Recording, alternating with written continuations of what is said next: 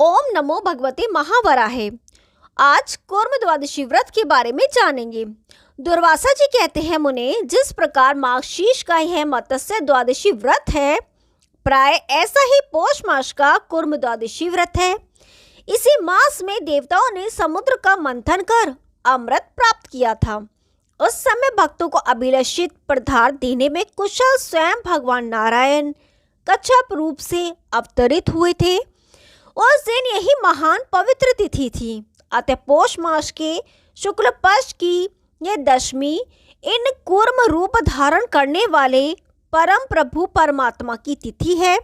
व्रती को चाहिए कि पूर्व कथनानुसार दशमी तिथि के दिन स्नान आदि संपूर्ण क्रियाएं संपन्न कर एकादशी तिथि में भक्ति के साथ भगवान श्री जनार्दन की आराधना करें। मुनिवर, पूजा के मंत्र अलग अलग हैं। उन मंत्रों से भगवान श्री हरि का पूजन होना आवश्यक है। ओम कूर्माय नमः, ओम नारायण नमः, ओम संकृष्णाय नमः, ओम विशोकाय नमः, ओम भवाय नमः, ओम सुबाहवे नमः, ओम विशालाय नमः। इन वाक्यों का उच्चारण कर क्रमशः भगवान श्री हरि के चरण, कटिभाग, उदर, वक्षस्थल, कंठ, भुजाएं एवं सिर की भली भांति पूजा करनी चाहिए। फिर भगवान आपके लिए नमस्कार है ऐसा कहना चाहिए। पुनः नाम मंत्र का उच्चारण कर सुंदर चंदन, पुष्प, धूप, फल और नैवेद्य आदि अद्भुत उपचारों से परम प्रभु भगवान श्री हरि की पूजा करें।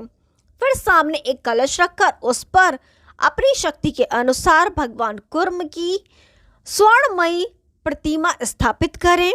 साथ में मंद्राचल की भी प्रतिमा रखें। कलश माला और स्वच्छ वस्त्र से सुसज्जित एवं अलंकृत हो। कलश के भीतर रत्न डालें तथा ऊपर घृत से भरा हुआ तांबे का एक पात्र रखकर उसी में प्रतिमा का अभिधारण करें। फिर ब्राह्मण की पूजा कर उसे दान कर दें। उस समय मन में संकल्प करें, मैं कल अपनी शक्ति के अनुरूप दक्षिणा आदि से ब्राह्मणों की पूजा करूंगा।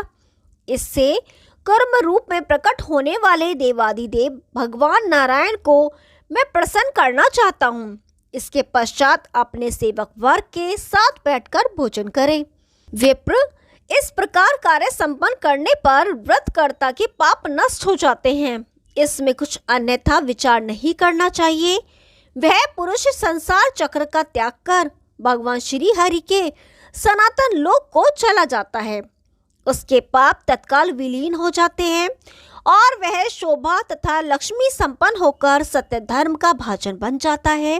भक्ति के साथ व्रत करने वाले उस पुरुष अनेक जन्मों से संचित पाप दूर भाग जाते हैं। पहले तो मत्स्य द्वादशी का फल बताया गया है। उसके उपासक को वही फल प्राप्त होता है तथा भगवान श्री नारायण उस पर शीघ्र ही प्रसन्न होते हैं। ओम नमो भगवते महावराहे। अब वरा द्वादशी व्रत के बारे में सुनेंगे। दुर्वासा जी कहते हैं, व्याध, तुम एक महान शक्तिशील धार्मिक पुरुष हो। जिस समय मार्गशीर्ष में भगवान नारायण ने मत्स्य का रूप तथा पौष मास में कच्छप का रूप धारण किया था, वैसे ही माघ मास के शुक्ल पक्ष में द्वादशी के दिन पृथ्वी का उद्धार करने के लिए वे प्रभु वराह के रूप में प्रकट हुए हैं। अतः इस तिथि के अवसर पर भी पहले कही हुई विधि के अनुसार संकल्प एवं स्थापन आदि करके विद्वान पुरुष उनकी पूजा करें। उन अविनाशी प्रभु की चंदन, धूप एवं नैवेद्य आदि से अर्चना होनी चाहिए। पूजन के उपरांत उनके सामने जल से भरा एक कलश रखें। फिर ओम वराहे नमः से दोनों पैरों की, ओम माधवाय नमः से कटी की, ओम क्षेत्रज्ञाय नमः से उदर की, ओम विश्वरूपाय नमः से हृदय की, ओम सर्वज्ञाय नमः से कंठ की, ओम प्रजानाम पतिये नमः से सिर की, ओम प्रद्युम्नाय नमः से दोनों भुजाओं की, ओम दिव्यास्त्राय नमः से चक्र की तथा ओम अमृतो भयाय नमः से शंख की पूजा करनी चाहिए। इस प्रकार पूजा कर विवेकी पुरुष वरा भगवान की प्रतिमा को कलश पर स्थापित करे। अपने वैभव के अनुसार सोने, चांदी अथवा तांबे का पात्र निर्माण कराकर उस पर प्रतिमा स्थापित करे। यदि शक्ति हो तो चतुर पुरुष भगवान वरा की स्वर्णमयी ऐसी प्रतिमा बनवाए जिसमें उस प्रभु के दाढ़ पर पर्वत, वन और वृक्षों के सहित पृथ्वी विराज रही हो। फिर इस प्रकार भावना करनी चाहिए, जो भगवती लक्ष्मी के प्राणपति हैं, जिन्होंने मधु नामक दैत्य को मारा है, अखिल बीज जिनमें सुरक्षित रहते हैं तथा जो रत्नों के भाजन हैं, वे ही परम प्रभु साकार होने के विचार से वरा रूप धारण कर यहाँ स्थित हैं।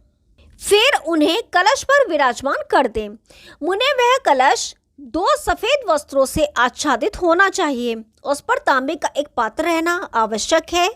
मूर्ति स्थापित कर चंदन, फूल और नैवेद्य प्रभृति अनेक पवित्र उपचारों से अर्चना करें और फूलों के द्वारा मंडल बना ले। रात में स्वयं जगे और दूसरों को जगने की प्रेरणा करें। पंडित पुरुष का कर्तव्य है इस शुभ समय में भगवान श्री हरि वरा रूप से अवतरित हुए हैं, इस विचार से दूसरे के द्वारा भी पूजा एवं पदगान कराए। इस प्रकार पूजा समाप्त कर प्रातः काल सूर्य के उदय हो जाने पर शौचादि से निवृत्त हो स्नान करें। तत्पश्चात भगवान की पुण्य पूजा करके वह प्रतिमा ब्राह्मण को अर्पण कर दें। ग्रहीता ब्राह्मण वेद एवं वेदांग का विद्वान, साधु स्वभाव वाला, बुद्धिमान, भगवान विष्णु का भक्त, शांत चित्त वाला, श्रोत्रिय तथा परिवार वाला होना चाहिए। इस प्रकार वरा रूपी भगवान की प्रतिमा कलश के सहित दान करने का जो फल प्राप्त होता है वह तुम्हें बताता हूँ, सुनो। इस जन्म में तो उसे सुंदर भाग्य, लक्ष्मी, कांति और संतोष की प्राप्ति होती है, और यदि दरिद्र हो तो वह शीघ्र ही धनवान हो जाता है। संतानहीन को पुत्र की प्राप्ति हो जाती है। दरिद्रता तुरंत भाग जाती है। बिना बुलाए स्वयं लक्ष्मी घर में आ जाती हैं। वह पुरुष इस लोक में सौभाग्य संपन्न तो रहता ही है। अब उसके परलोक की बात भी कहता हूँ, सुनो। इस संबंध में यहाँ एक पुरानी ऐतिहासिक घटना का उल्लेख मिलता है। पहले प्रतिष्ठानपुर में वीर धनवा नाम से प्रसिद्ध एक राजा हो चुके हैं। एक समय की बात है, शत्रुओं को तपाने वाला वह राजा शिकार खेलने के अभिप्राय से वन में गया। उसी वन में संवृत ऋषि का भी आश्रम था। राजा ने मृगों को मारने के साथ ही अनजाने मृग का रूप बनाए हुए 50 ब्राह्मण पुत्रों का भी वध कर दिया। वे सभी परस्पर भाई थे तथा वेद के अध्ययन में उन ब्राह्मणों की बड़ी तत्परता थी, किंतु उस समय वे मृग का स्वांग बनाए हुए थे। सत्यतपा ने पूछा, ब्राह्मण, वे ब्राह्मण मृग का रूप धारण करके वन में क्यों रहते थे? इस विषय में मुझे बड़ा आश्चर्य हो रहा है। मैं आपके शरणागत हूँ, मुझ पर प्रसन्न होकर इसका कारण बताने की कृपा करें। दुर्वासा जी कहते हैं, महाराज, किसी समय की बात है, वे सभी ब्राह्मण वन में गए। वहां उन्होंने हिरण के 5 बच्चों को देखा। वे बच्चे अभी अभी पैदा हुए थे। उन बच्चों की माता वहां नहीं थी। उन ब्राह्मणों ने एक एक बच्चे को हाथ में ले लिया और गुफा में चले गए। वहीं उन बच्चों की चेतना समाप्त हो गई। तब उन सभी ब्राह्मणों के मन में महान दुख हुआ। अतः वे अपने पिता संवृत के पास चले गए। वहां जाकर उन लोगों ने मृग हिंसा संबंधी यह सच्ची घटना कहना आरंभ कर दी। ऋषि कुमार बोले, मुने, तुरंत उत्पन्न हुए 5 मृग हमारे द्वारा मारे गए हैं। हम लोग यह कांड नहीं चाहते थे, फिर भी घटना घट गई। अतः हमें प्रायश्चित बताने की कृपा कीजिए। संवृत ऋषि ने कहा, प्रिय पुत्रों, मेरे पिता में हिंसा की वृत्ति थी और उनसे बढ़कर मैं हिंसा से प्रेम रखता था। फिर तुम लोग मेरे पुत्र होकर पाप कर्म से अछूते रह जाओ, यह असंभव है। किंतु इससे छूटने का उपाय यह है कि अब तुम लोग संयमशील बनकर मृगों का चर्म अपने ऊपर डाल लो और 5 वर्षों तक वन में विचरो। ऐसा करने से तुम्हारी शुद्धि हो जाएगी। इस प्रकार संवत मुनि के कहने पर उनके पुत्रों ने अपने पूरे शरीर पर मृग चर्म डाल लिया और शांत भाव से वन में जाकर परब्रह्म परमात्मा के नाम का जप करने लगे। उन्हें ऐसा करते हुए 5 वर्ष व्यतीत हो गए। उसी समय राजा वीर धनवा वहां आया, जहां मृग चर्म लपेटे हुए वे ब्राह्मण वृक्ष के नीचे सावधानी के साथ बैठे थे। जप में उनकी वृत्ति एकाग्र थी। उन्हें देखकर राजा वीरधनवा ने समझा कि ये मृग है, अतः उन सभी ब्रह्मवादी ब्राह्मणों पर बाण चला दिया और वे सब के सब एक साथ ही प्राणों से हाथ धो बैठे। जब उत्तम व्रत का आचरण करने वाले उन मृत ब्राह्मणों पर राजा वीरधनवा की दृष्टि पड़ी तो वे भय से कांप उठे। अब वे देवव्रत नामक मुनि के आश्रम में गए और उनसे पूछा, मुनिवर जी, मुझे ब्रह्म हत्या लग गई है, इसके निवारणार्थ मुझे क्या करना चाहिए। उस समय वीरधनवा ने आदि से अंत तक की सभी बातें मुनि से बता दी और वे फिर अनंत शोक से व्याकुल होकर जोर जोर से रोने लगे। यो उन्हें रोते देखकर ऋषि ने कहा, राजन डरो मत, मैं तुम्हारा पाप दूर कर दूंगा। जिस समय पृथ्वी सुतल नामक पाताल में डूब रही थी तो देवादिदेव भगवान विष्णु ने स्वयंवरा का रूप धारण कर उसका उद्धार किया था। राजेंद्र, वैसे ही ब्रह्म हत्या के पाप में डूबते हुए तुम्हारा भी वे प्रभु उद्धार कर दे। इस प्रकार देवव्रत ऋषि के कहने पर राजा वीरधनवा शांत एवं प्रसन्न हो गए और उन्होंने मुनि से पूछा, महानुभाव, किस प्रकार भगवान श्री हरि मुझ पर प्रसन्न हो सकते हैं जिससे मेरे सब पातक नष्ट होंगे। दुर्वासा जी बोले, मुनिवर, जब इस प्रकार वीरधनवा देवव्रत ऋषि से पूछा तो उन्होंने उस राजा को यह व्रत बतला दिया और नरेश ने इस व्रत का अनुष्ठान किया। इसके प्रभाव से राजा वीरधनवा ब्रह्म हत्या के पाप से मुक्त होकर अपार भोगों को भोगने के पश्चात स्वर्ण के सुंदर विमान पर चढ़कर स्वर्ग चला गया।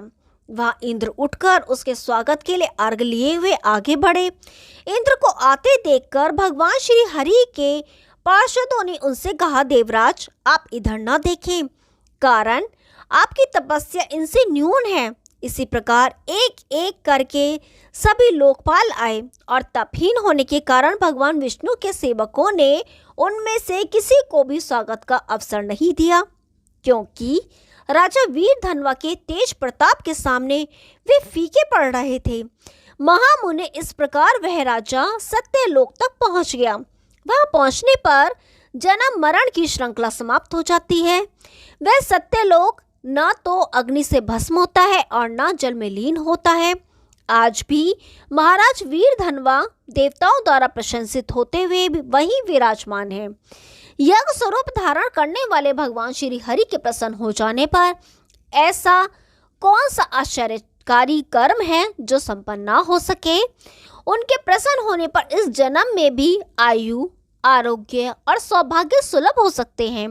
इस एक एक द्वादशी व्रत में ऐसी शक्ति है कि विधि के साथ उनका आचरण करने से मानव उत्तम सौभाग्य पाने का अधिकारी हो जाता है। फिर जो सभी व्रतों को संपन्न करे उसके लिए तो कहने ही क्या है, उसे तो भगवान नारायण स्वयं अपना स्थान देने को तत्पर हो जाते हैं। भगवान नारायण की एक से एक श्रेष्ठ 4 मूर्तियां हैं, इसमें कोई संशय की बात नहीं है। जैसे उनका जलाशायी नारायण रूप है, वैसे ही उन प्रभु ने मत्स्य का रूप धारण कर वेदों का उद्धार किया। फिर उसी प्रकार कूर्म रूप से क्षीर सागर को मंदराचल के सहारे मतने की योजना बनाई। मंदराचल को पीठ पर धारण किया था।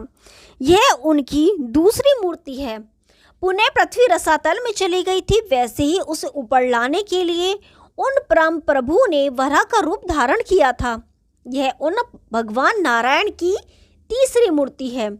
चौथी सम्मूर्ति भगवान नरसिंह की है, जो आगे कही जाएगी।